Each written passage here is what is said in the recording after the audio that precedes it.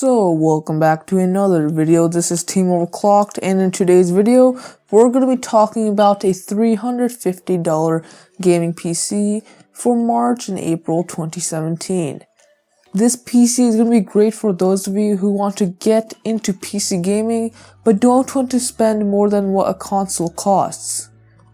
For gaming purposes, this should be able to play games at 1080p medium to high settings in all of your favorite AAA titles. For lighter games like League of Legends and CSGO, you should be able to max those out easily with some decent frame rates as well. But with the benchmarks out of the way, let's get right into the PC build.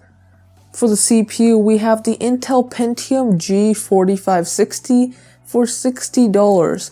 This budget CPU is clocked at a decent 3.5 GHz and has 2 cores with hyper-threading, giving you 4 threads to work with. For gaming, this is a perfect CPU for a budget since it has 4 strong threads, which is what most games need to utilize. For other purposes like video editing or Photoshop, this should be fine, although you shouldn't expect to be able to do any heavy editing on this. For the motherboard, we have the Gigabyte GA B250M-DS3H for $70. This is a great motherboard with 4 RAM slots, 6 SATA ports, USB 3 headers, along with an M.2 slot. This is a B250 motherboard as well, so you do not need to upgrade the BIOS in order to get the Intel Pentium to work on this, and that is pretty convenient. So all around, this is a pretty decent feature-filled motherboard. For the RAM, we have the Avixar Core 8GB set for $48. This DDR4 kit of RAM is clocked at 2400 MHz and features a 1x8GB configuration. As you might have noticed, 8GB is a perfect amount for gaming at the moment, and for some light video editing, this shouldn't be a problem at all. For the storage, we went with the Western Digital AVGP 1TB hard drive for $40.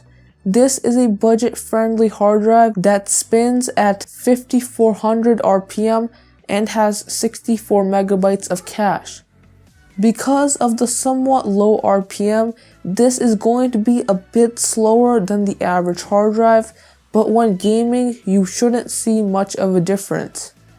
This is definitely great since you get 1000 GB of usable storage for all of your games, movies, and other media files, and the low $40 price tag pretty much seals the deal.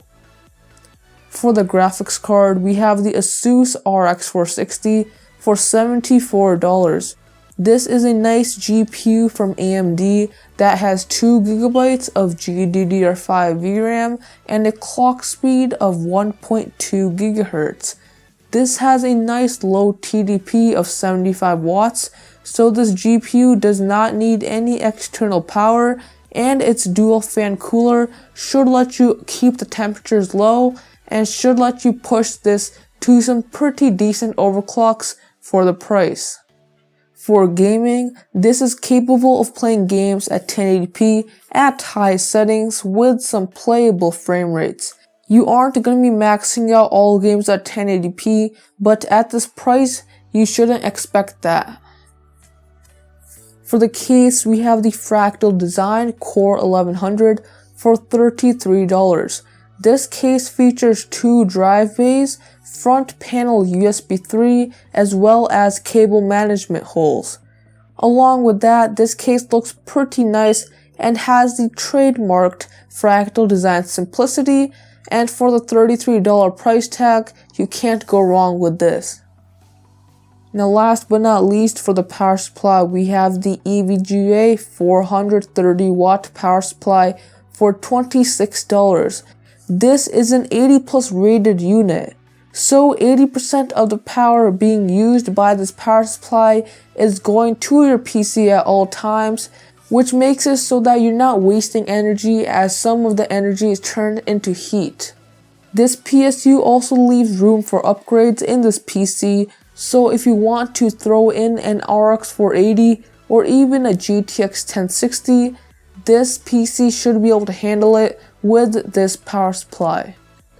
If you want to check out this PC build, there's gonna be a link in the description, so check that out and you'll get a list of all the parts, their prices, and the links to their websites.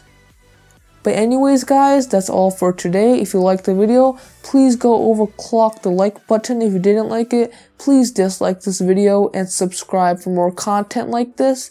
And I will see you guys in the next one.